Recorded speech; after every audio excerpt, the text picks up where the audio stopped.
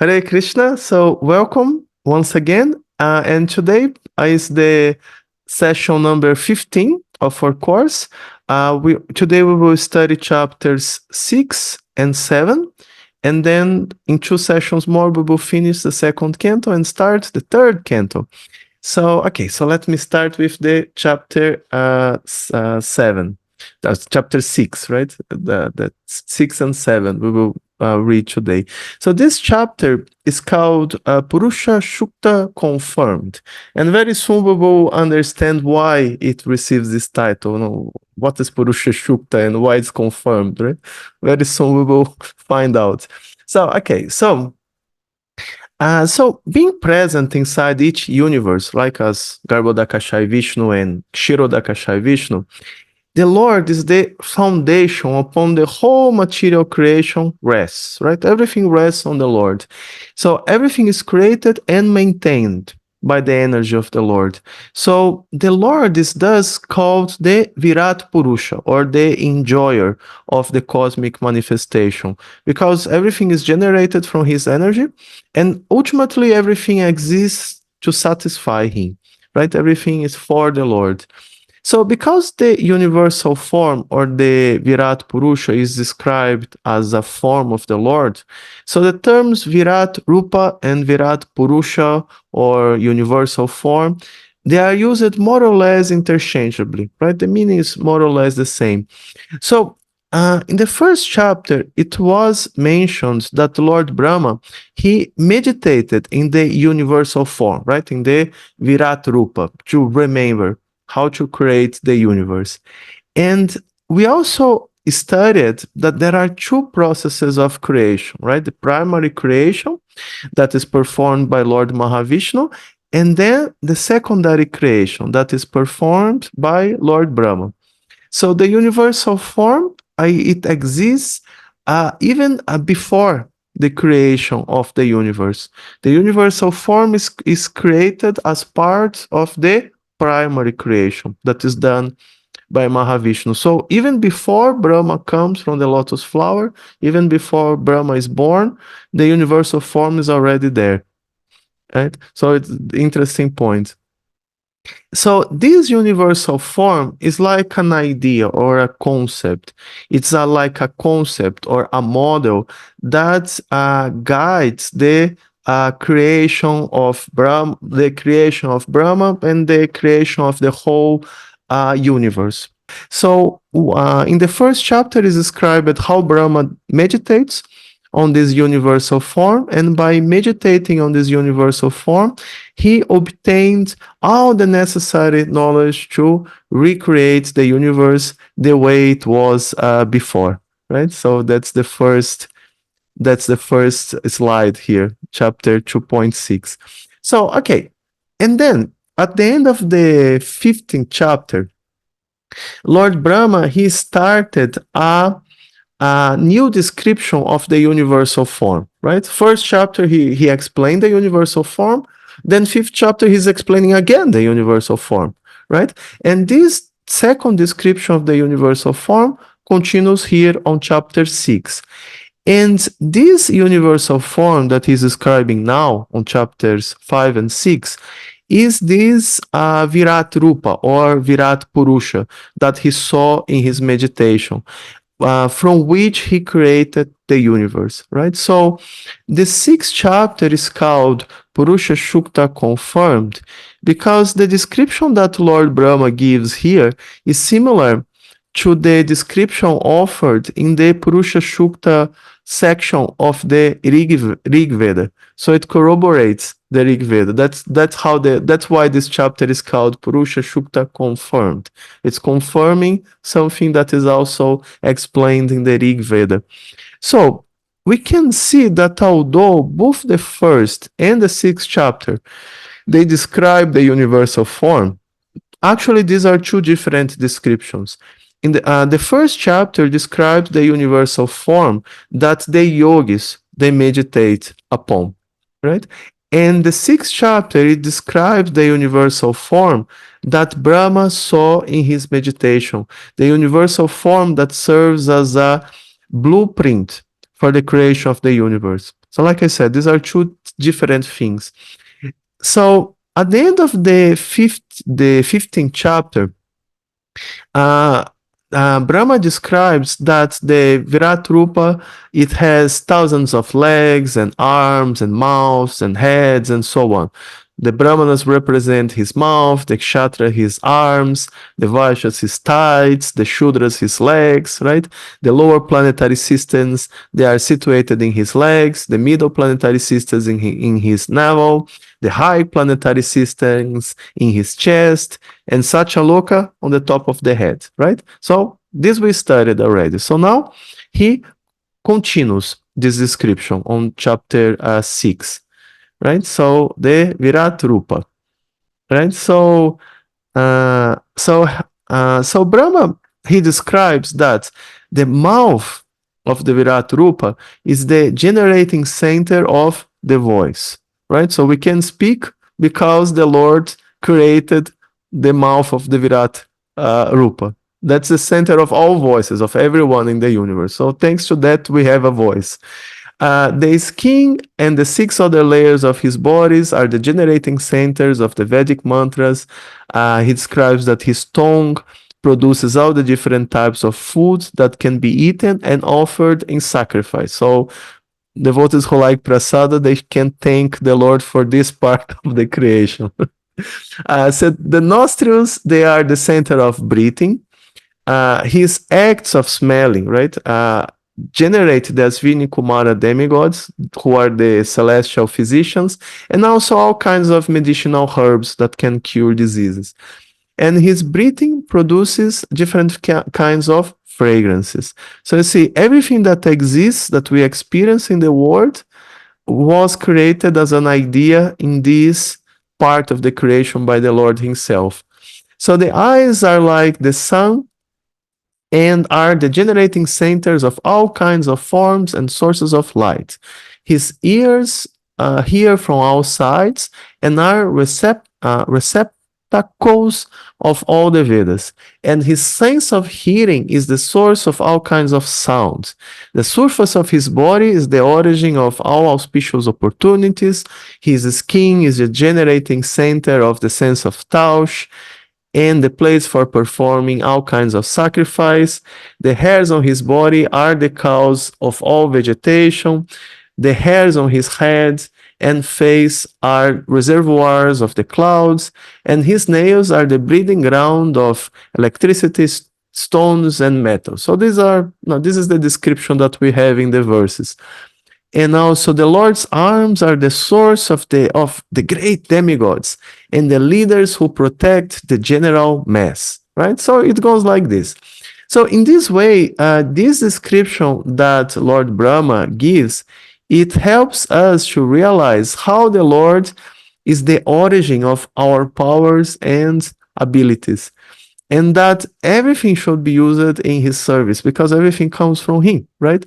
So for example, food, it doesn't exist just like as a form of sense gratification, right? So that we can make, 64 preparations on Ekadasi, eat more on Ekadasi than we eat on normal days, right? No, food, the main purpose of food is to be offered in sacrifice and to nourish our bodies so we can serve the Lord and perform our duties, and so on and so forth. So see how everything is created by the Lord and should be used for the Lord. And on his purport to 266, Prabhupada mentions also interesting points. He says that, I'm going to quote here, a sane person must know for certain that a living being, however powerful he may be, is neither absolute or independent. All living beings must accept the origin of their specific power, as mentioned in this verse, and if they act accordingly, then simply by discharging their respective occupational duties, they can achieve the highest perfection of life, namely eternal life, complete knowledge, and inexhaustible blessings. As long as the powerful men of the world do not accept the origin of their respective powers, namely the personality of Godhead, the actions of Maya illusion will continue to act, right? So Prabhupada makes this point in his purport. So in all the verses up to verse 22, Lord Brahma, he continues to describe how all our abilities, they originate and they depend on the Lord, right?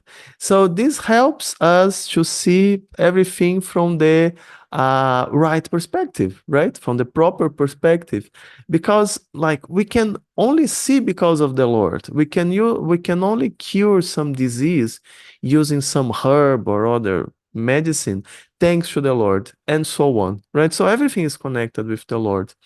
So then we go to verse 7. Verse 7 describes that the lotus feet of the Lord serve as protection from all kinds of fear, right?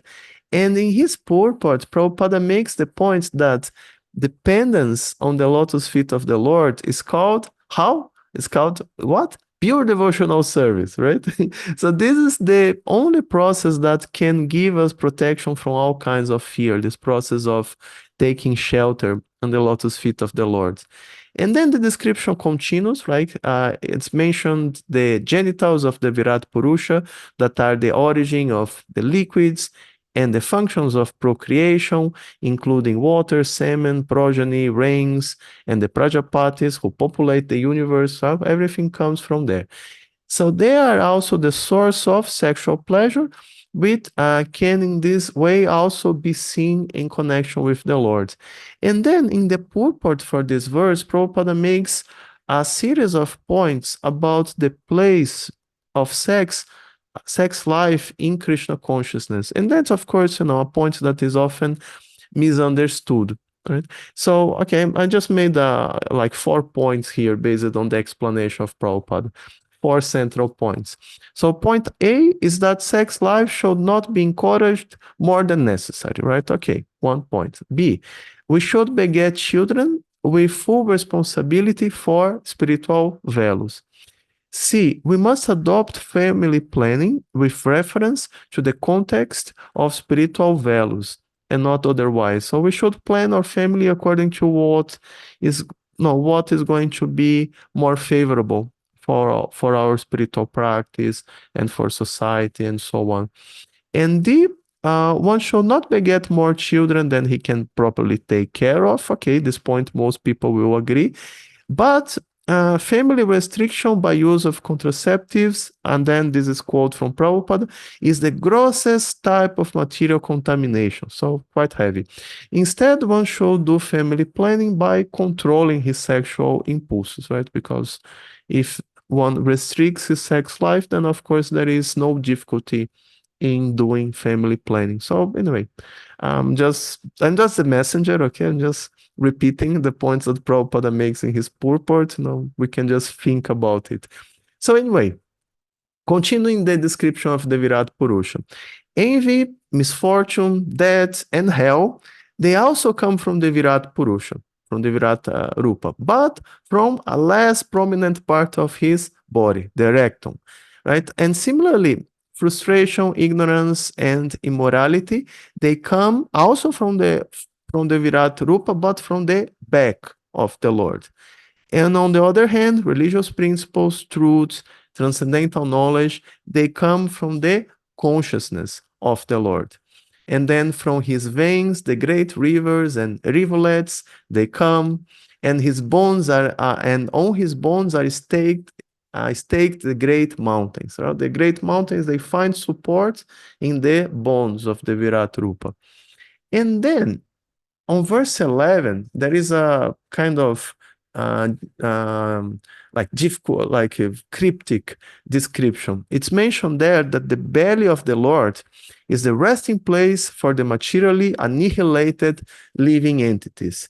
And then, what is that? Right? So this is connected with the cycles of creation and destruction of the universe. Because at the end of each day of Brahma, that lasts for 4.32 billion years, there is a partial devastation of the universe, right? And then at the end of his life, that that takes 311.04 trillion years, there is a complete annihilation of everything. So the night of Brahma lasts for the same 4.32 billion years as his day, and then after his death, there is a period of 311.04 trillion years before a new cycle of creation, right? So during both periods, the night of Brahma and then at the end of the day of Brahma, when there are no universes whatsoever, the souls, they rest on the belly of Lord Mahavishnu, waiting for the opportunity of again becoming active and doing their material activities. And they are called materially annihilated because, of course, only the bodies are destroyed, right? The souls are never destroyed. The souls, they just go to sleep there. So when the universe is destroyed, not only the gross bodies, but also the subtle bodies of the living entities, including their material desires, karma, everything, this is all destroyed. And only the pure soul remains, right? And this pure soul that goes inside the body of Mahavishnu. So all these impressions and desires of the living entities, as well as their respective karmas and so on, they are stored in a subtle form, in the heart of inside the heart of the Lord. So in other words, the Lord remembers everything. So the subtle body is destroyed, but the Lord remembers everything. So the next creation, the Lord simply recreates everything the way it was. So although it is destroyed, next creation, it comes back again. So the universal creation, and especially the human form of life, is an opportunity to reattain our original position as servants of Krishna, right? And of course, this opportunity should not be wasted. So everything that exists, starting from Brahma himself down to the most insignificant living entity, all the planets and stars and asteroids, etc., they are all covered by this Virāṭ-rupa, right? It was like this in the past, and it will continue being like that in the future, right? No one is separated, no one is independent from the Lord. Everything is part of the universal form, and everything rests on the potency of the Lord. But at the same time, the Lord is aloof, right? Just like the sun is aloof from its rays, right? So this confirms this Achincha Beda Beda Tattva philosophy of Lord Chaitanya Mahaprabhu, right? The Lord is the biggest, but at the same time, he's the smallest, right? Because he enters everything as Paramatma. And the Lord is also the maintainer of everything, but at the same time, he's aloof. So that's what Lord Chaitanya was explaining, right? Achincha Beda Abeda Tattva. So, just concluding here this topic, that all material creation is described as being just 1/4 of the potency of the Lord. And the spiritual sky, it corresponds to 3/4 of the potency of the Lord, right? So 1/4 and 3/4. Therefore, although the description of the Virata-rupa is impressive, right? Imagine such a gigantic form, powerful form. The real opulences of the Lord are beyond it in the spiritual world, right? That's where the real opulences of the Lord are. So our real existence, right, that is characterized by deathlessness, fearlessness, freedom from the anxieties, no old age, and freedom from diseases, and so on, it exists in this transcendental world, beyond the coverings of the universe, right? And these spiritual planets, they are meant for liberated souls, the souls who could transcend birth and death, right? And the opposite, right? The ones who still have material desires, who are not ready to be reinstated in their original positions as servants of the Lord, they are forced to remain in this material world, right? So both ignorance and knowledge, they come from the Lord. And the Lord, he gives one or another to all living entities according to their desires and their propensities, right? So when a soul wants to forget him and become a false enjoyer of this material world, then he covers him with ignorance. And when wants to return home back to Godhead, then the Lord gives him transcendental knowledge. And then, of course, someone will always ask this question, oh, but when we go back to Godhead, do we come back? Well, theoretically, there is still free will. So theoretically, you can. No one is, it's not a prison. You are not, you still have freedom. But we can give this example that imagine someone goes to Afghanistan. He has some idea that, oh, I want so much to know Afghanistan. Maybe it's a nice country. Maybe what they say about Afghanistan is not true. And then he goes to Afghanistan, and then the Taliban captures him, and he's tortured by the Taliban for a few years. They take out all his nails and so on. And then somehow or other, he escapes, and he goes back, to his country. Theoretically, he can go back to Afghanistan. No one is preventing him. But, after a few years, probably he learned, sufficiently to not want to go back there, right? So something like that. It's okay. Next point. Brahma desires to perform sacrifices, right? So after describing the Virāṭ-puruṣa, Lord Brahma, he describes the situation after his birth from the lotus flower, right? Because normally one is born from a mother, right? As a result of a sexual act and so on. But Brahma, he's called Aja, he's called unborn. So why he's born? Why he's unborn? He's born. He's there. It's described here that he's born. How he's unborn? He's unborn because he's born from the abdomen of Garbhodakashayi Vishnu, directly from the Lord, without the need of a material father and mother. That's why he's called unborn, because he doesn't have a material father. So Brahma describes here, this is 2:6:23 to 28. 23 and 28. So Brahma says, when I was born from the abdominal lotus flower of the Lord, Mahavishnu, the great person, I had no ingredients for sacrificial performances except the bodily limbs of the great personality of Godhead. Thus, I created the ingredients and paraphernalia for offering sacrifice out of the parts of the body of the Lord, the enjoyer of the sacrifice, and I performed the sacrifice to satisfy the Lord. Okay, how do we understand this verse? So the point is that after being born from the lotus flowers, right, sprouting from the navel of Lord Vishnu, Brahma desired to perform sacrifices for the satisfaction of the Lord. However, at this point, the universe was still not manifested, right? There was just darkness around. There was nothing. And no signal of ingredients for performing sacrificial ceremonies, right? Nothing was available.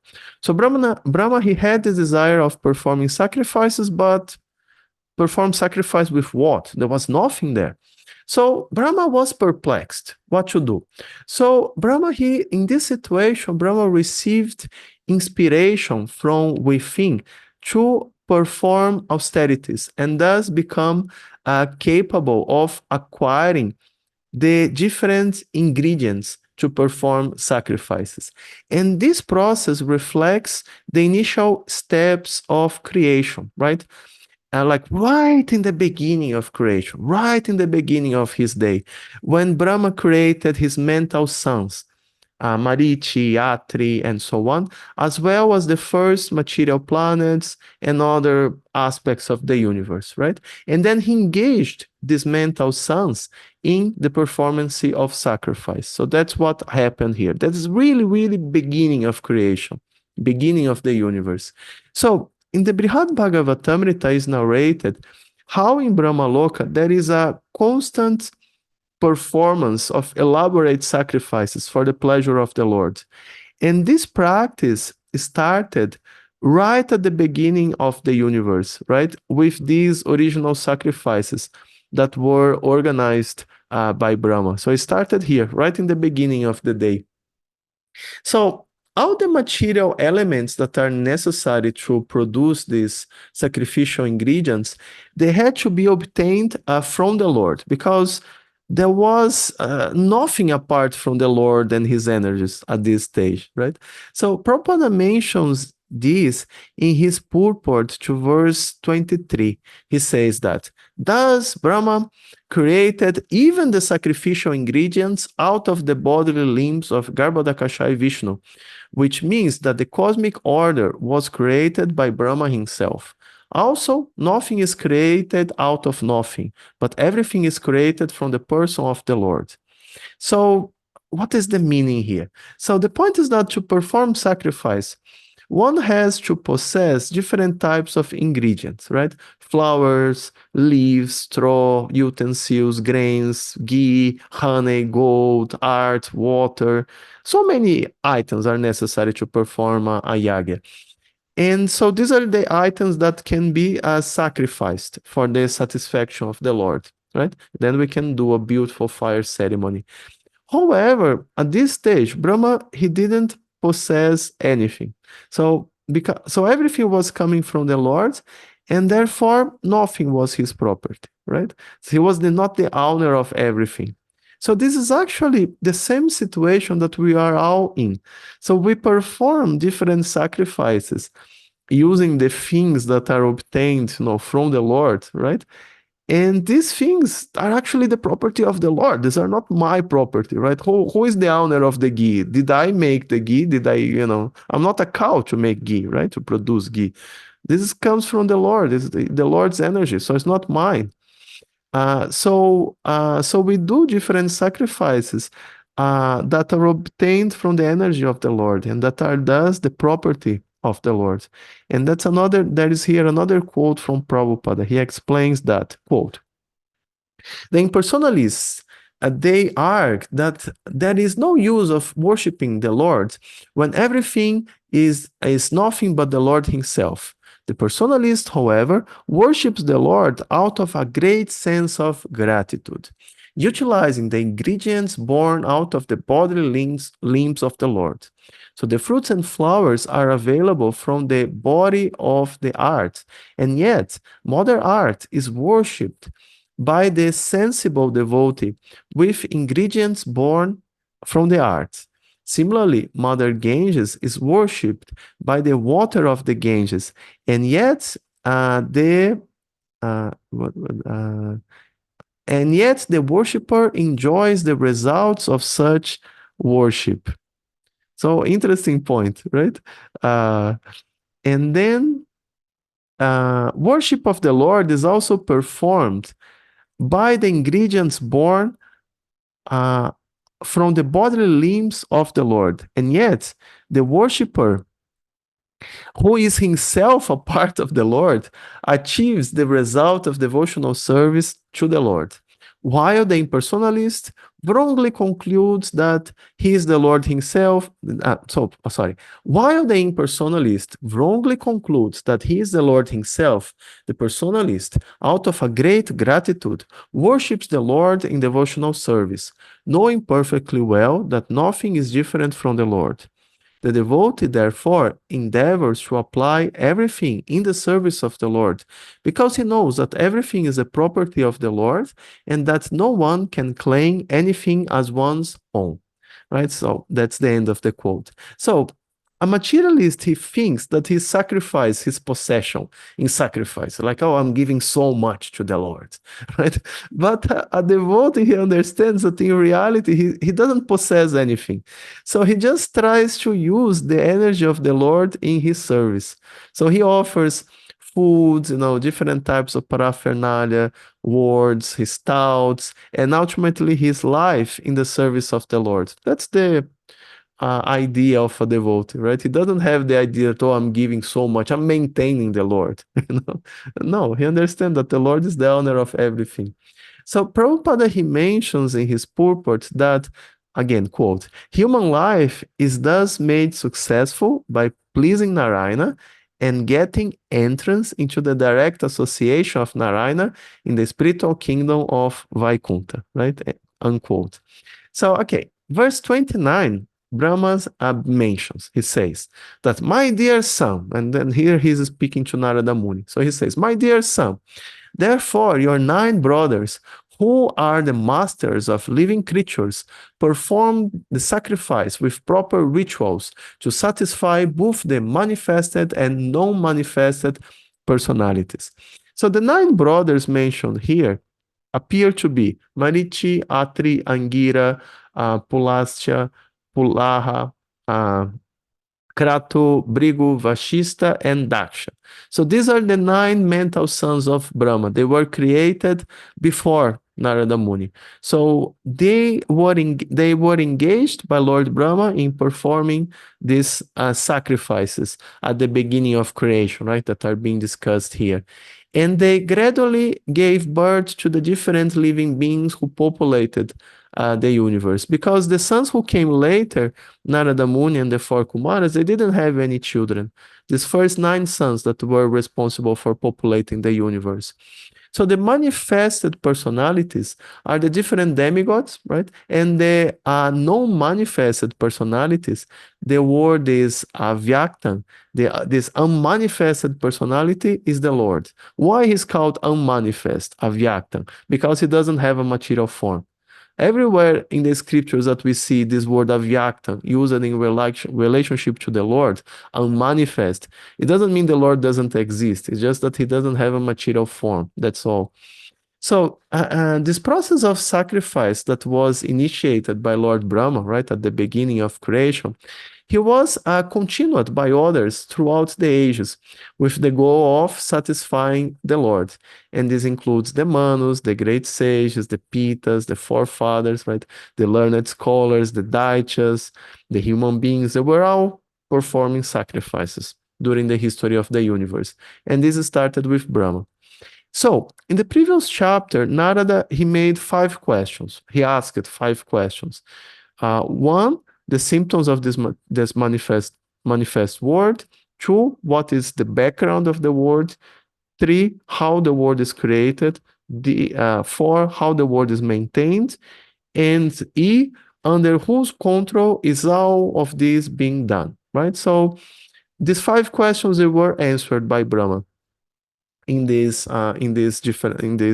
chapters, right? So in these 2 chapters, now chapter 5 and 6, Brahma, he revealed the existence of a supreme Lord, right, under whose authority he performs the process of creation, right, that he works for. And he concludes these explanations, this explanation in verses 31 to 33. So this is a quote from Lord Brahma. It's so interesting, like Brahma was speaking these things, billions of years ago, and I'm repeating the same words that he spoke. Not exactly the same words because this is translation to English, but you got the idea, right? We are studying something that was spoken billions of years ago. So all the material manifestations of the universes are therefore situated in his powerful material energies, which he accepts self-sufficiently, although he is eternally without affinity for the material modes. Right? The Lord is detached from the material creation. By his will, I create, Lord Shiva destroys, and he himself, in his eternal form, as the personality of Godhead, maintains everything. He is the powerful controller of these 3 energies. My dear son, whatever you inquired from me, I have thus explained unto you. And you must know for certain that whatever that is, either as the cause or as effect, both in the material and spiritual worlds, is dependent on the Supreme Personality of Godhead, right? Haribo. And then we go to the next topic. Taking shelter at the feet of the Lord. This was mentioned before, right, in the beginning of the chapter, right, beginning of this topic. And now we will speak more about that, taking shelter on the lotus feet of the Lord. So, after speaking about the Lord as the Virāṭ-puruṣa, now Brahma will explain more about devotional service to the Lord and about his personal forms.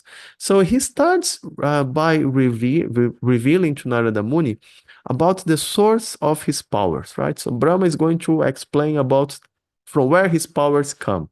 So not only Brahma, but all the demigods, all the different controllers of the universe, they are awarded their positions because of their devotion to the Lord, right? So demigods, they are all great devotees, of the Lord, who at the same time, they have very strong material desires. So they combine these two characteristics, right? Great devotees and material desires. So the Lord does, he puts them in positions where they can serve him, right? But at the same time, stay in positions of power and influence. So during their long lives, the demigods, they can gradually satisfy their material desires, and eventually they can go back home, back to Godhead. So Lord Brahma, he is thus not a separate controller, right? He's empowered by the Lord to perform his functions. And the reason he is empowered is because he is a great devotee. See, that's how it works. So Brahma says, "Oh Narada, because I have caught hold of the lotus feet of the Supreme Personality of Godhead, Hari, with great zeal, whatever I say has never proved to have been false, nor is the progress of my mind ever deterred, nor are my senses ever degraded by temporary attachment to matter. Although I am known as the great Brahma, perfect in the disciplic succession of Vedic wisdom, and although I have undergone all austerities and I am an expert in mystic powers and self-realization, and although I am recognized as such by the great forefathers of the living entities who offer me respectful obeisances, still I cannot understand him, the Lord, the very source of my birth." It's so interesting. This is Lord Brahma speaking. So, the point is that although Brahma is so powerful, he is unable to fully comprehend the glories of the Lord. So, because of his devotion, Brahma can understand the Lord to a certain extent, right? But it's not possible for anyone to fully understand the opulence of the Lord, right? Because he's just unlimited. Just like one can't estimate an unlimited number, right? If it's unlimited, we can't count. So one can't understand the unlimited potencies and opulences of the Lord, right? So the same apply to us, right? So to the extent of our devotion, we may be able to understand the Lord up to a certain extent, right? And from there, we may gradually understand more. But it's not possible for anyone to fully understand the Lord. So even the Lord's personal associates, right, who live with him in the spiritual world, are constantly amazed by learning, new details about the Lord's qualities and activities. So even his personal associates, they don't know everything about him. So then the next question is, okay, no one can understand Krishna fully. What about Krishna himself? Can Krishna estimate the extensions of his opulence? Prabhupada explains in his purport to 2326 that yes, he can. But, there is a but, because his opulences are always expanding, immediately when Krishna calculates, then immediately there is something new that was not included in his estimation. And then if Krishna tries to estimate a second time, including these new expansions, then something new appears, right? And so on. Therefore, even Krishna becomes surprised by his own opulences, right? So in this way, it's not possible to understand Krishna by experimentation or by speculation, right? So what to say about the imperfect scientist or scholar? Even a pure devotee is not capable of fully understanding Krishna, right? So the process does to understand Krishna is to abandon this attitude of imagining Krishna as some kind of object that we can study and simply surrender to him. That's how we can understand Krishna. And as Lord Brahma concludes, this surrender to Krishna is auspicious and allows us to attain unlimited spiritual happiness, right? Haribo. So, quote here. Therefore, it is best for me to surrender unto his feet, which alone can deliver one from the miseries of repeated birth and death. Such surrender is auspicious and allows one to perceive all happiness. Even the sky cannot estimate the limits of his own expansion. So what can others do when the Lord himself is unable to estimate his own limits, right? Interesting. And then we have the Lord's incarnations, right? So, after describing the process of surrendering to the Lord, then Brahma proceeds to explain about his personal forms, right? How does he reveals himself in this material world? So he starts by explaining more about Lord Mahavishnu, and he's described in verses 39 to 42. That's still chapter number 6. So we already studied the Purusha avatars in the first canto, right? But the description of Brahma, he offers us some additional detail about the Lord. So I'm just going to explain in form of points. So first point, A. So Lord Mahavishnu is the expansion of Krishna who lays down in the causal ocean, right? And he creates all the material universes. And because he lies on the Karana ocean, he's also called Karana Narvashai Vishnu. Mahavishnu or Karana Narvashai Vishnu, same person. And then second point, Mahavishnu, he creates the material universe, right? He maintains them for some time, and then he absorbs then into himself again. And these cycles, they are associated with his breathing, right? So a full cycle of creation, right, that is a kalpa, or a lifetime of Brahma, is just one breath for him, right? Actually, half a breath, right? Because then there is also the period that the universes, they remain unmanifest. So, and then third point, although engaged in the process of creating the universe, the Lord is completely pure, right? And this is very important to understand. He's pure, he's free from all kinds of material contamination. He's the embodiment of perfect knowledge, right? He's all-pervading, he's unlimited, and he's the supreme without rival, right? So these are characteristics of the Lord. And then point number 4, the Lord can't be understood by speculation or arguments, right? Only when a person becomes purified by the process of devotional service, then becomes possible to understand the Lord to a certain extent. Even then, not possible to understand everything. And then point number 5, Mahavishnu, he is the master of the material creation, right?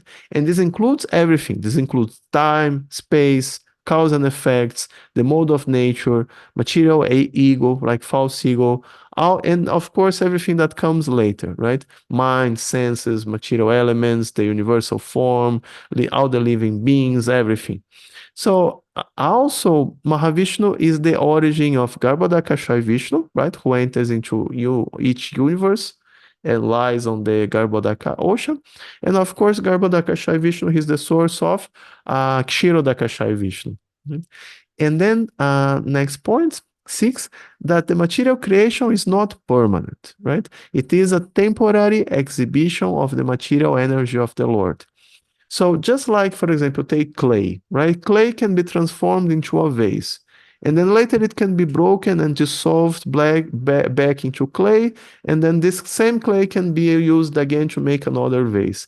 So in the same way, the material energy is repeatedly molded into the material universes and then later brought back into its original state, right?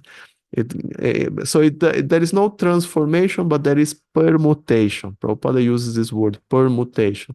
Permutation means you change the organization, you change the order. And then the last one, different powerful beings in the universe, right? Starting from Lord Brahma himself. They may be, captivating and interesting for ordinary people, right? If we come, let's speak about Lord Vishnu. Okay, no, I won't take prasad, I don't want. But if you say, okay, let's speak about the different inhabitants of Jambudvipa.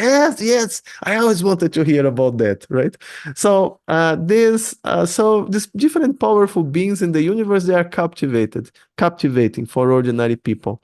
But in reality, they are just a fragment of the transcendental potency of the Lord. So Prabhupada mentions in his purport that in the aboriginal stage, right, like uncivilized human being, one may worship like natural forces like the thunder, or even animals and plants. But one who is more advanced, he will worship, different demigods and so on. But one who is really advanced, who is willing knowledge, right? He comes to worship Lord Vishnu. So that's also human evolution, right?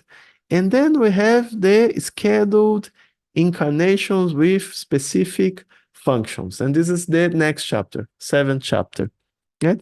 So continuing his description of the forms of the Lord, in answering to the questions of Narada Muni, Brahma, he offers a description of the incarnations of the Lord who appear in this particular universe, right? And this is Matsya, Kurma, Varaha, and so on. Some of them, they were described already in the first canto, but others, they are different. So it's interesting to note that this conversation between Brahma and Narada that we are studying here in all these chapters, it happened at the beginning of the current day of Brahma, right? So in other words, Brahma is speaking about the future here, right? This is a conversation from the past where Brahma is speaking about the future for him. He's describing different incarnations of the Lord who will appear later during his day. And this is possible because Brahma can see both the past and the future, right? Just like other perfect souls, Vyasadeva, Sukadeva Goswami, they can also do like that. So from verses 1 to 38 of the next chapter, chapter 7, Brahma describes different incarnations of the Lord. And this list is different from the list given in the first canto. Most of these incarnations, they will be described in details later in the Srimad Bhagavatam. So I'm just going to focus here in giving details about the incarnations who are not described later, right? The incarnations who are just briefly described. The main incarnations I will not speak much because we will study about them later. So, okay, first is Lord Varaha, right? And Lord Varaha, he appeared to lift the earth when the earth fell in the depths of the Garbhodaka ocean. How the earth fell there? Because of the demons, the actions of the demons, right? So the Lord came to take back the earth, and in the process, he fought with Hiranyaksha and he killed him. So Lord Varaha, he appeared from the nostril of Brahma, right? And this is not surprising because the Lord is present everywhere and he can manifest any place, anytime, right? According to his desire. So if the Lord wants to appear from the nostril, who is going to stop him, right? Hiranyaksha tried to stop him, but it didn't end very well for him. So Prabhupada explains this point. So he says that the floating of the planets in the weightlessness of air is due to the inner constitution of the globes, and the modernized drilling of the earth to exploit oil from within is a sort of disturbance by the modern demons and can result in a great harmful reaction to the floating condition of the earth. A similar disturbance was created formerly by the demons headed by Hiranyaksha, the great exploiter of the gold rush, and the earth was detached from its weightlessness condition and fell down to the Garbhodaka ocean. The Lord, as maintainer of the whole creation of the material world, therefore assumed the gigantic form of a boar with a proportionate snout and picked up the earth from within the water of Garbhodaka. Right? So this happened before. So there is also another appearance of Lord Varaha where he lifted Bhumandala. And both will be described in the third canto, right? So it's interesting to understand. There are two Varahas. And then number 2 is Suyagya or Yagya. So who is this Suyagya? Maybe, I believe some never heard about it, right? So who is this Suyagya? So on a day of Brahma, there are 14 Manus, right? And during the reign of each Manu, the Lord appears once as a Manvantara Avatara. So during the reign of the first Manu, Swayambhuva Manu, the Lord appeared as Yagya to assist him, to help him in the administration of the universe. So he accepted the post of Indra, right? He became Indra, and he begot the other demigods. He became the father of the other demigods. And of course, he did that with the assistance of his wife, Dakshina. And in this way, the first group of demigods who assisted the first Manu was born, right? From the Lord himself. So as Indra, Yagya diminished the miseries of the three planetary systems. And because of this, he's also called Hari. Hari means the Lord who takes away all inauspicious things. And Yagya appeared as the son of Prajapati Ruchi and Akuti. And that's one of the daughters of Swayambhuva Manu, right? The daughter of Devahuti. But he was accepted by Swayambhuva Manu as his son. And he's also the cousin of Dhruva Maharaja and Lord Kapila, right? Jai, right? Very auspicious family, right? Okay. And then next one is Lord Kapila. So the pastimes of Lord Kapila, they are described in the third canto. He appeared as the son of Kardama Muni and Devahuti, and he taught the system of Sankhya. And the system of Sankhya describes the material elements and other aspects of the material universe, right? Both gross and subtle aspects. And the idea is to bring one to the platform of devotional service. So the devotional aspects of the Sankhya philosophy, which Lord Kapila explained to his mother, they are described in the third canto of the Bhagavatam, right? So the best part of Lord Kapila's teachings, they are there in the third canto. And other aspects, they were described to great sages who continued to transmit the system through, the system of Parampara. So the original Sankhya system was propounded by Lord Kapila during the reign of Swayambhuva Manu. And that's very long time ago, during the current day of Lord Brahma, right? The beginning of the day of Lord Brahma. So that's about 2 billion years ago. Much later, and that was like recently, that was during the previous Dwapara Yuga, another Kapila appeared, the impostor Kapila. And he was teaching an atheistic version of the Sankhya system, right? And this atheistic Sankhya was refuted by Vyasadeva in the Vedanta Sutra. There is a whole, like section there defeating the Sankhya philosophy. It appeared that it was popular at the time, so Vyasadeva took the trouble of, point by point, dismantling him. And of course, Vyasadeva, he did that as part of his effort to reestablish the proper understanding of the Vedas. And then number 4 is Dattatreya, right? And then the description of Dattatreya is that Atri Muni, the father of Dattatreya, he was situated in Vatsalya Rasa. And he had the idea of having the Lord as his son. And the Lord accepted his devotion, and Dattatreya was born, right? Incarnation of the Lord.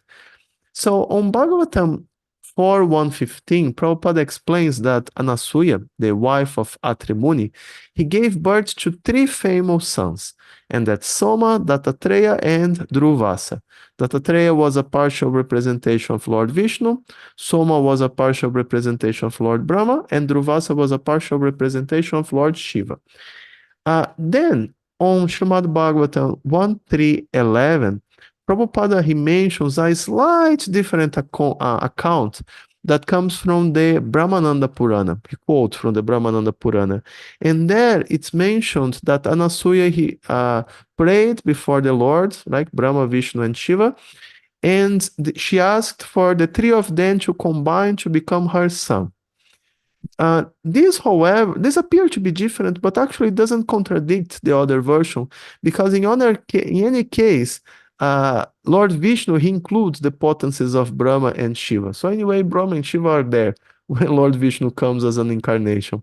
So anyway, as in other parts of the scriptures, there are apparently contradictory descriptions, but they should be seen as simply describing different angles of the same facts. That's all. So, as Dattatreya, the Lord taught the system of mystic yoga to many students, like across the universe. And in particular, the verse mentions that he taught both King Yadu, and that's the father of the Yadu dynasty, right, in which Krishna took birth, and Haya, who achieved perfection in devotional service, like both of them. And in the 11th canto of Srimad Bhagavatam, there is a narration of the teachings of Dattatreya to Yadu. That's the passage where he speaks about the 24 gurus. So you see, we are seeing how these different pastimes of the Bhagavatam, they come together, right? Little by little. And then number 5 are the 4 Kumaras. And the 4 Kumaras, just like Narada Muni, they are Saktavesha avatars, like they're empowered incarnations. They're not the Lord directly. They are empowered by the Lord. And they are empowered to assist. They're empowered, right, by the Lord, and then to assist their father, they explained, transcendental knowledge so clearly that all the sages, they could understand it without difficulty, right? So they are the gurus of all the sages.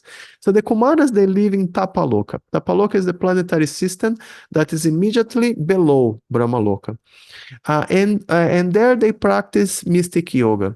And in the Virāṭ-puruṣa, it's mentioned that Gopakumara, he met them on the way to Brahmaloka. He met the 4 Kumaras there in Tapaloka.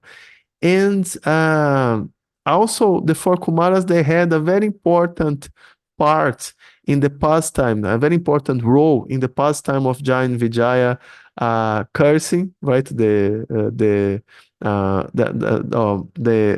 Kumaras cursing, Jaya and Vijaya, right? To come to the material world as demons.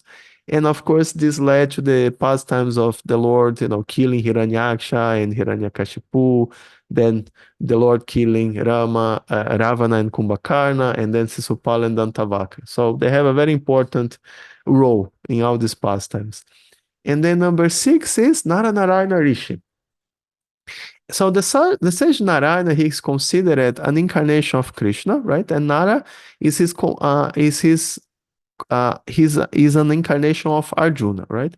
So they're always together, teaching the path of austerity by their example. So once the demigods, they tried to break their vows by sending many beautiful women, right, to tempt them. And so Prabhupada mentions that the Lord, by his pleasure potence, can produce innumerable spiritual beauties and not be the least attracted by the false beauties of material creation, right? So they didn't become at all attracted. Then number 7, Prishnigarbha. So this is the incarnation of the Lord who appeared in front of Dhruva Maharaja to give him benedictions after he became perfected in his austerities, right? So this incarnation is Prishnigarbha, this form of Vishnu who appeared to Dhruva. So the story, of course, is that after being offended by his stepmother, right, who didn't allow him to sit on the lap of his father, Dhruva Maharaja, he became determined to meet the Lord and ask him for a kingdom greater than his father, right, or greater than any of his ancestors. And then on the way, he met Narada Muni. Narada Muni gave him instructions and initiated him, right? And with the blessings of Narada Muni, Dhruva Maharaja, he was able to practice, unprecedented austerities. And then finally, the Lord appeared as an incarnation to satisfy his desire, right? And that's Prishnigarbha. And this incarnation of Prishnigarbha is also called Dhruva Priya. And then 8, there is Prithu Maharaj. So the story of Prithu Maharaj is described in the 4th canto of Srimad Bhagavatam. He's an empowered incarnation of the ruling power of the Lord, right? So he was so powerful that when the earth was not producing enough food, he chastised, Bhumi, right, the predominating deity of the planet, and made her give all kinds of desirable things to increase the opulence of the inhabitants of the universe. And then number 9 is Rishabhadeva, right? And the pastimes of Lord Rishabhadeva, they are narrated in the 5th canto of Bhagavatam. So he taught the path of Jada Yoga. And this is a path that involves practicing becoming like a stone, right? Not being affected by material reactions. So just like a stone is indifferent, to all kinds of external situations, one who is advanced in this process of Jada Yoga, he becomes indifferent to all kinds of external situations, right? So one who is advanced in this process, he can tolerate all kinds of pain upon the body, right? So later, there was a king called Arhati. This Arhat, he rejected the Vedas and he concocted a new system based on this process of Jada Yoga, right? And this led to the appearance of modern Jainism. This also happened at the end of the previous Dwapara Yuga. This is also recent. And that was another of the mistaken philosophies that appeared during the last Dwapara Yuga that Vyasadeva had to oppose, right? And then number 10 is Lord Hayagriva, right? I hope you are following here in the list, right? So everything is here, all the names. So number 10 is Lord Hayagriva. So there are two instances of the appearance of Lord Hayagriva that are mentioned in the Srimad Bhagavatam. So the first is that at the end of a day of Brahma, ignorance personified assumes the form of the demon Agyana. And this demon steals the Vedas from Brahma, right? Taking them down to the lower planet called Rasatala, right? And when this happens, the Lord appears as Hayagriva to retrieve the Vedas and return them to Lord Brahma, right? The second one is that after appearing from the lotus flower at the beginning of the millennium, at the beginning of his day, Lord Brahma could not understand what to do, right? So he was attacked. At this point, he was attacked by two demons called Madhu and Kaitaba, and they took away the Vedic knowledge. And then the Lord appeared as Hayagriva to kill them and give the Vedic knowledge back to Brahma, right? And then one can question how a demon can steal the Vedic knowledge, because knowledge is not a physical object that can be moved, right, from one place to another. But the point is that when we go higher, like especially when we go to the planet of Brahma, there is nothing physical there, right? Everything there is different subtle energies.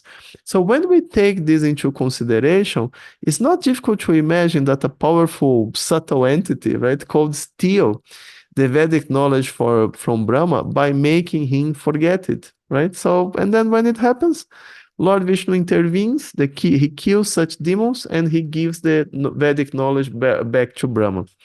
And then, in verse 2, 7, 11, we get a glimpse of the appearance of Lord Hayagriva, how he looks.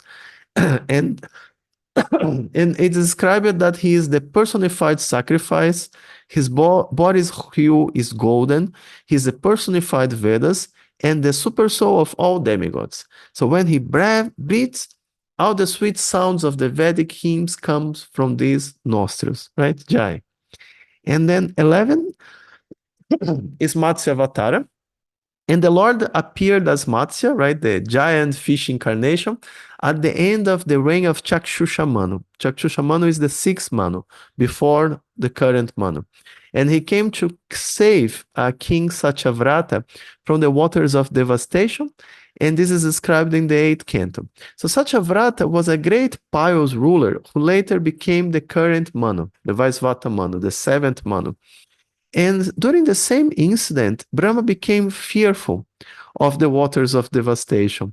And then the Vedas came out of his mouth. And then the Lord appeared as Matsya to save the Vedas and give back to Brahma. And also Matsya Avatara appeared at the beginning of the current day of Brahma to kill the demon Hayagriva, who had stolen the Vedas from Brahma. So this Hayagriva, of course, is another Hayagriva. This is different from the incarnation of the Lord. So there is the incarnation Hayagriva and the demon Hayagriva, right?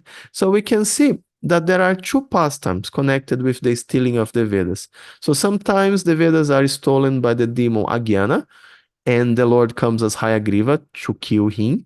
And sometimes the Vedas are stolen by the demon named Hayagriva, and then Matsya Avatara comes to kill him, right?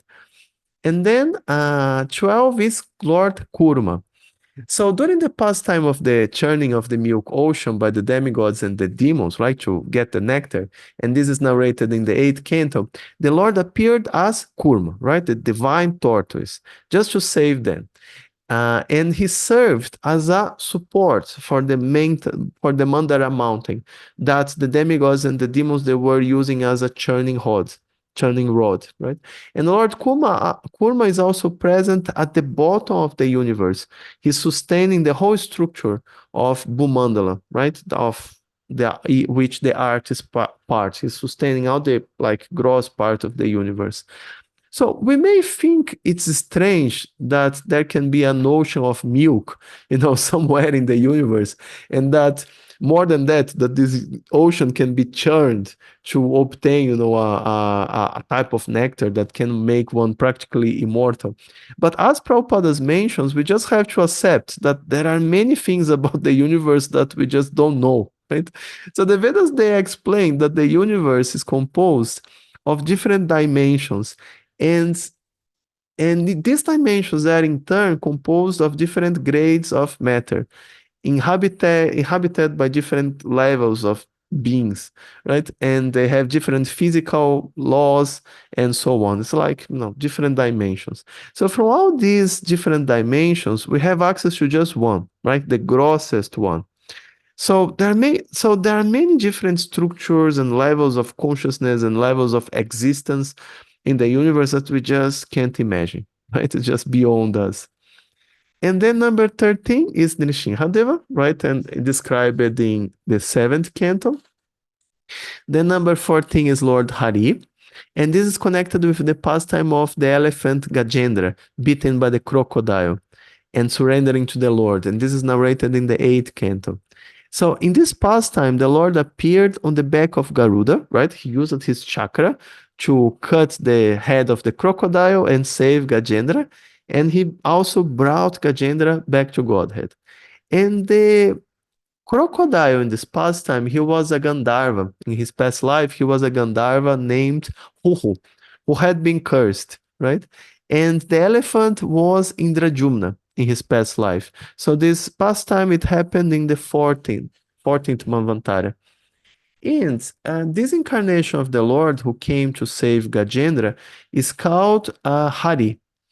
And and this Hari is the Manvantara avatar of this particular millennium, right? So Lord Hari, he appeared as the son of Harini and Harimeda, right? So this Hari who saved Gajendra is the Manvantara, one of the Manvantara avatars.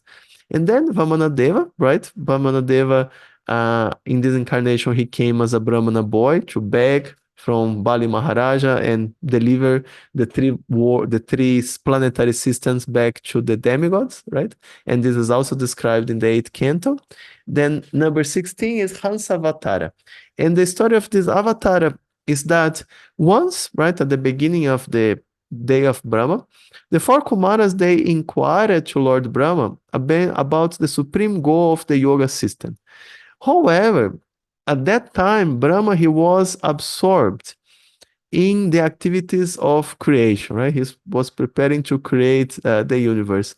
And thus, his intelligence was affected, and he could not find the perfect answer to the question. So Lord Brahma then, he started meditating on the Lord, and the Lord became visible as Lord Hansa, in the form of a swan. In this incarnation, the Lord instructed Brahma and the 4 Kumaras in the science of yoga, and this pastime is described in the 11th canto. Right?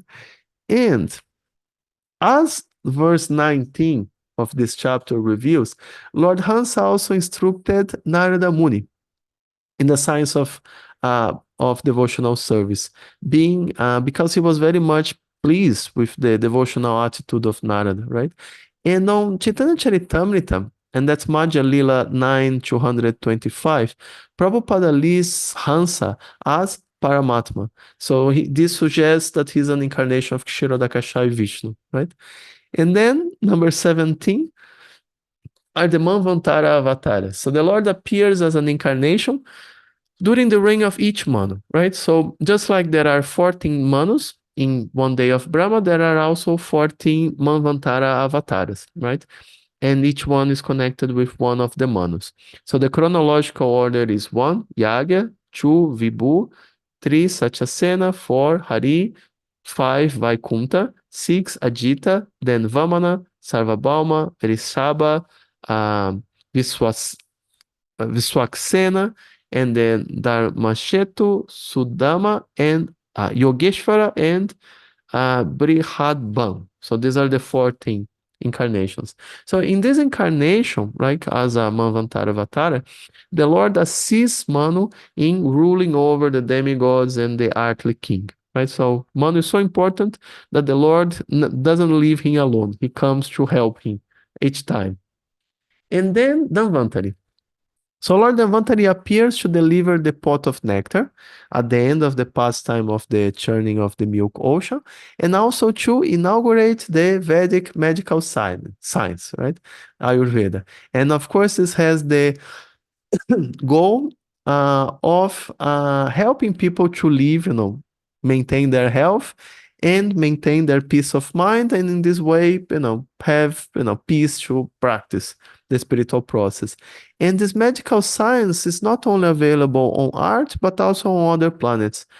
And by his grace, right, of Dhanvantari Prabhu, all the diseases are cured, right? And then 19 is Parashurama, right? And Prabhupada mentions Parashurama in the purport, that he says that, quote, those going against the prescribed rules and regulations of conditional life are called Brahmojita Patas, or persons going against the path of absolute truth, and they are liable to be punished. Lord Parashurama, the incarnation of the personality of Godhead, appeared in such a state of worldly affairs and killed all the miscreant kings 21 times. Many Kshatriya kings fled from India to other parts of the world at that time, and according to the authority of the Mahabharata, the kings of Egypt originally migrated from India because of Parashurama's program of chastisement. So the Egyptians also came from India. We were discussing this last time, right? And then 20 is Lord Brahma. And the pastimes of Lord Brahma, they are described in detail in the Ramayana, right? So because the Ramayana was already there, Sukadeva Goswami, he opted to just give a summary description of the pastimes of Lord Rama in the 9th canto of Srimad Bhagavatam. So the pastime of Lord Rama teaches us an important lesson, that Krishna's energies, they exist to serve Krishna, right? And they should be used in his service. That's what we were discussing here. So Ravana, he tried to steal Sita, right? The potency of the Lord. And not only he got an illusory copy of the real Sita, right? But he was also killed by his offense. So similarly, a materialist, he tries to use the material energy for his personal enjoyment. And not only this process of, so-called enjoyment is full of anxiety, but he has eventually to face death and leave everything behind, right? And so a devotee, on the other hand, he aims to unite Sita and Rama, right? He wants to use Krishna's energy in the service of the Lord. And by this process, a devotee gains eternal life as an associate of the Lord, right? Interesting, like beautiful. And then 21, Krishna, right? Just like in the first canto, Krishna is listed as one of the incarnations, but at the same time, he's indicated as the supreme personality of Godhead, right? Same thing, just as in the first canto. So it's very important to understand, to note, right, that many translations of the Srimad Bhagavatam, they offer a incorrect translation of verse 2726. And that's a very serious mistake. And they indicate that Krishna is an incarnation of Vishnu, right? This is very, very widespread in India. But as emphasized by Rupa Goswami, the correct translation for the verse is that when the world is overburned by the fighting strength of kings who have no faith in God, the Lord, just to diminish the distress of the world, descends with his plenary portion. The Lord comes in his original form with beautiful hair. And just to expand his transcendental glories, he acts extraordinarily. No one can properly estimate how great he is, right? So see, the center here is that it should be translated as the Lord with beautiful black hair descends with Balaram, his portion, right? That's the correct understanding of the verse. So, uh, in this way, Krishna is directly described as the original Supreme Personality of Godhead, right? And that's by Lord Brahma himself. And Balarama is described as his immediate expansion, the first expansion of Krishna. And all the other forms of Godhead, including Lord Narayana, and so on, they are expansions of Krishna, right? So Krishna comes in his original form once in a day of Brahma, and he comes to reveal his pastimes and thus attract the conditioned souls who are ready to join his pastimes in the spiritual world, right? Jai. So in other words, he comes to take his faithful devotees with him back to Godhead. So both the ones who take birth to join his pastimes and the others who are born later and hear his pastimes from pure devotees, they can go back to Godhead. And as a secondary activity, he kills the powerful demons who are overburning the universe, right? And also brings them back to Godhead, right? So he saves both the devotees and the demons. And to emphasize that Krishna is the Supreme Personality of Godhead, Lord Brahma, he gives on verses 27 to 35 a short description of Krishna's pastimes, right? So he describes how he killed Putana and other great demons, he chastised Kaliya, he curbed the pride of Indra, and so on. So Brahma spoke these verses at the beginning of his day, and thus he is speaking of events that for him are future still, right? But of course, he can see everything in his meditation. And then just finishing here, this part of the incarnation, there are three more. So 22 is Vyasadeva. And the story is that in each Dwapara Yuga, when the real meaning of the Vedas becomes covered, right, by all these different philosophies and interpretations, the Lord comes as Vyasadeva, right? He compiles the Vedic knowledge, and he presents it in a way that it can be understood by the less intelligent people of Kali Yuga, right? And indirectly, this description here predicts the compilation of the Bhagavatam, right? Following the advent of Krishna, right? So Bhagavatam is compiled only when Krishna personally comes. So then there is Lord Buddha, and the Lord Buddha described here is a Buddha different from the Buddha who appeared in our times. So the Lord Buddha described in this chapter, he came in a different Kali Yuga, when human beings, they were able to develop spaceships with the help of Maya Danava, right, the architect of the demons in the lower planets, and they were attacking other planets, right? Like interplanetary genocide. So in such a situation, Lord Buddha, he came to teach non-violence, right, and thus stop the massacre, right? So there are 1,000 Kali-yugas in a day of Brahma. And from these 1,000 Kali-yugas, we are already past half. So although Brahma mentions just one advent of each incarnation, these incarnations of the Lords, they come repeatedly in different cycles of creation, right? Not only in this universe, but in other universes also. So so that's a quote, 37. When the atheists, after being well versed in the Vedic knowledge, annihilate the inhabitants of different planets, flying unseen in the sky in well-built rockets, prepared by the great scientist Maya, the Lord will bewilder their minds, dressing himself attractively as Buddha and preaching sub-religious principles. Right? What this means, that Lord Buddha preaches sub-religious principles? What is that?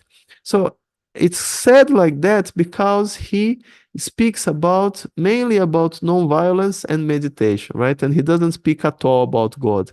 So real religion means to become a devotee of the Lord, right? And without this, It's just, just non-violence, moral instructions. They are not considered dharma. It's just upadharma, sub-religious principles, right? It's less important.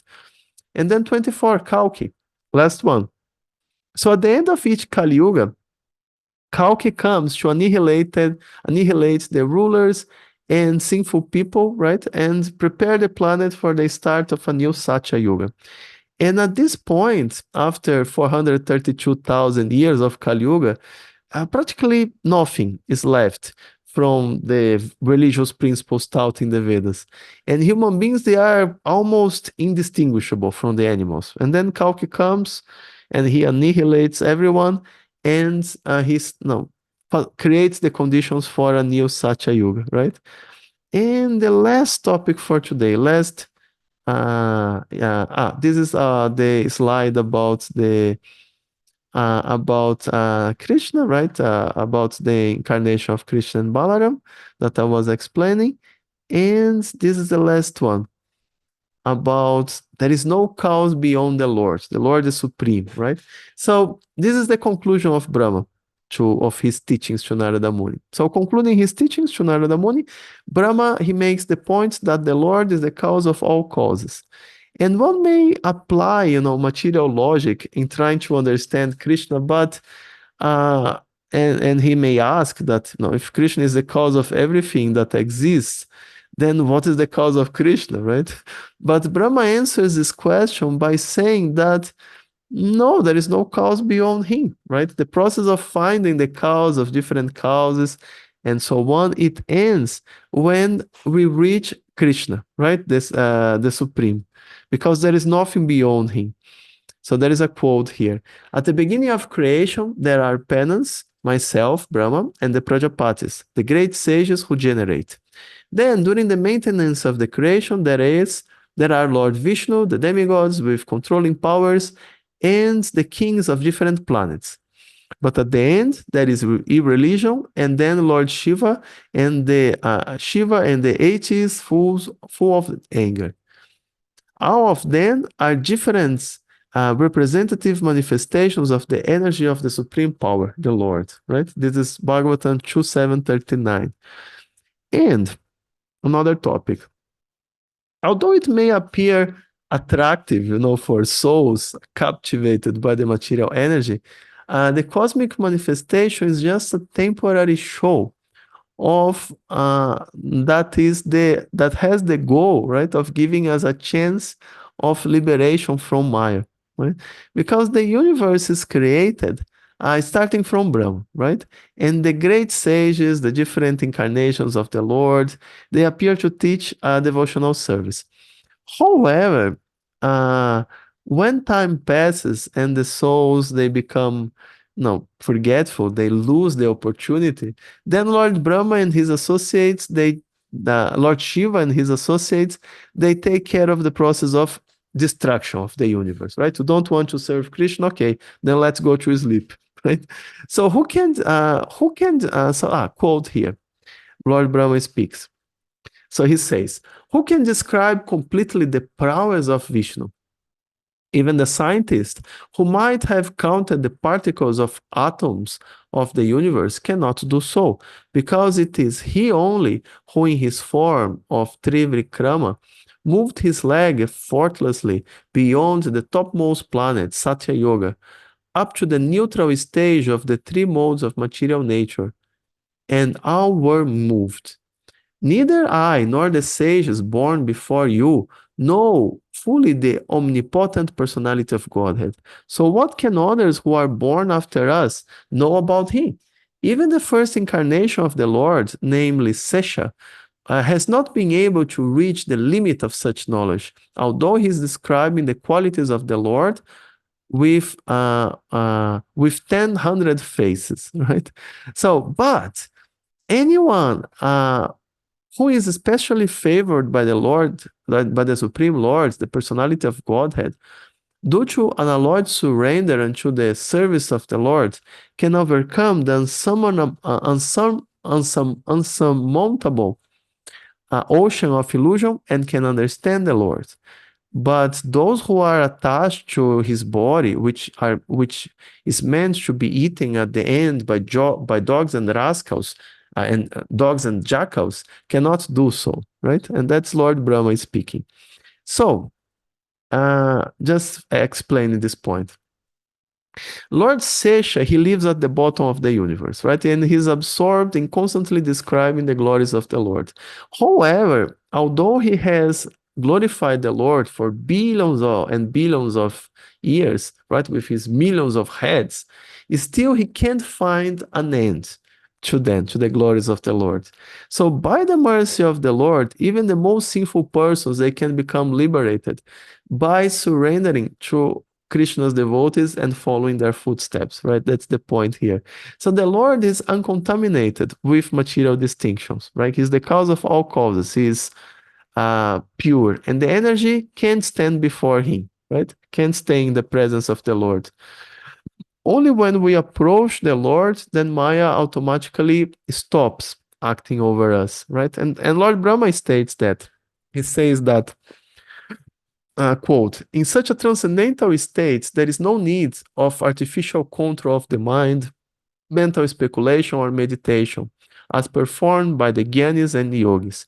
One who gives up such processes as the heavenly king Indra, so one gives up such processes as the heavenly king Indra forgoes the trouble of to dig a well.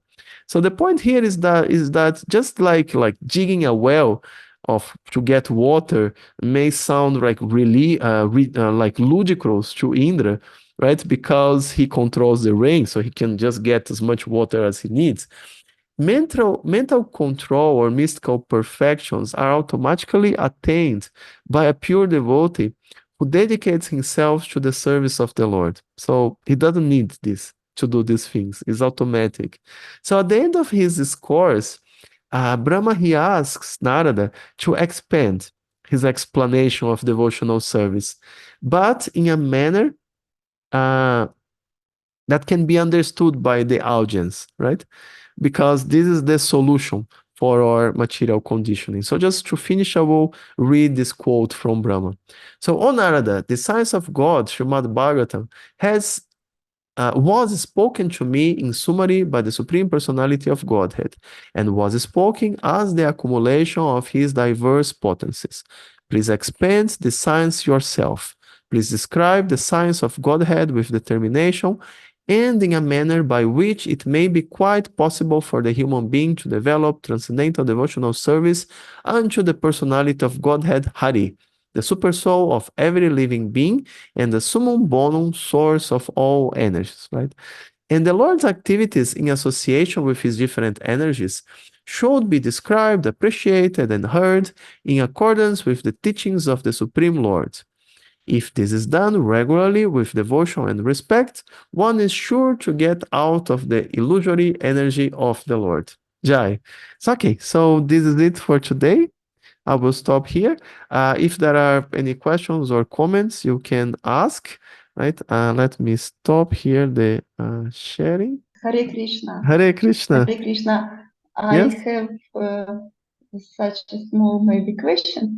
Yes, of course. You say that after full annihilation of material nature, not only gross body distracted, but also subtle body is distracted. But before your today lectures, I thought that all living beings are sleeping in Mahavishnu with their subtle body. And where can I read that the subtle body is destroyed? Is described. Prabhupada explains this in his purports. The point is that the point is that I heard before that no, the point is that the subtle body is part of the material creation. So when the universe is when the universe is destroyed, and especially at the end of the final destruction, right? The whole material creation is destroyed, and this includes the subtle body. You see, there is a description of material creation, right? Starts from the from the pradhana, and then pradhana is agitated by the look of Mahavishnu with Kala, and then the three material modes emerge, and then by the combination of ignorance and pradhana, false ego appears, and then so on, so forth, and then all the material elements are created, then the mind is created, and so on. So the mind, the intelligence, the false ego, they are created during this stage, right? After Lord Mahavishnu looks to the material energy, creates the universes and so on.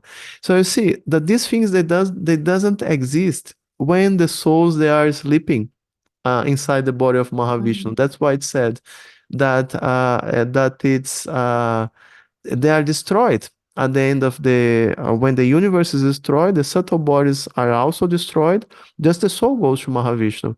But the subtle bodies they continue to exist in we can say like a subtle form, like we don't have words like more subtle than subtle how we say that. But anyway, they exist still in a form, in some form, because the Lord remembers everything.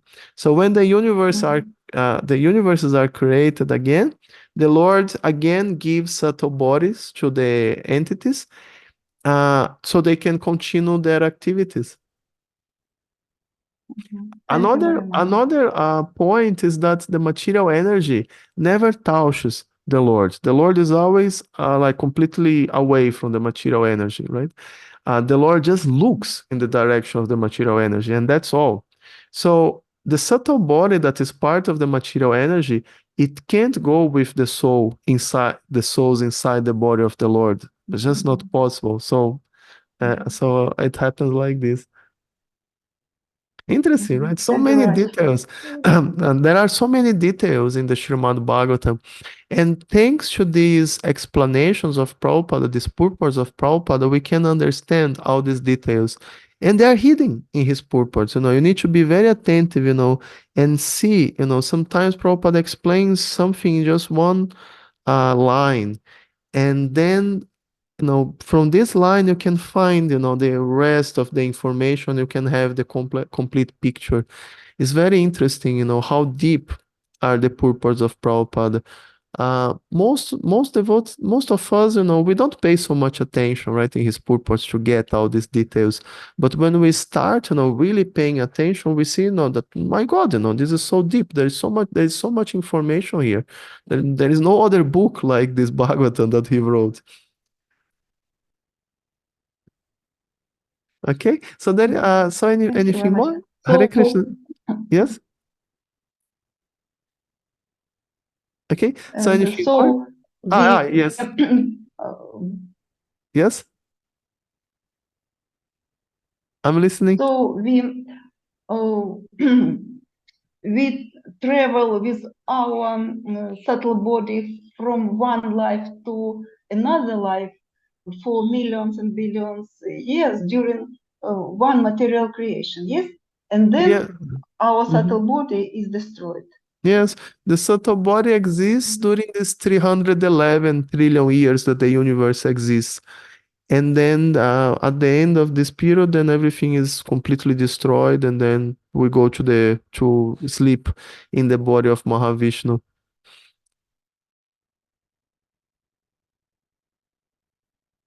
Okay? Yeah, interesting, right? Okay, so if there are any questions or anything more, otherwise we can finish. Today we had a lot of information, right? Maybe you need some time to digest. Next section will be very important because we will study like I said, we will study the Chaturshloki. And this is a very, very important part of Srimad Bhagavatam because it's the whole philosophy of Bhagavatam condensed in just 4 verses. And these are the main points of our philosophy that we need to understand really well. And then if we understand these 4 verses, it becomes already much easier to understand the rest of the Srimad Bhagavatam, and especially to understand the real meaning of the Srimad Bhagavatam. Okay, so thank you very much for coming. Hare Krishna. All glories to Srila Prabhupada. Hare Krishna. Gaura Thank you so much. Premanande. Krishna. Thank you so much. Thank you very Hare much. Krishna. Hare Krishna. Hare Krishna. Hare Спасибо. Krishna. Hare Krishna. All glories to Srila Prabhupada. See you next week.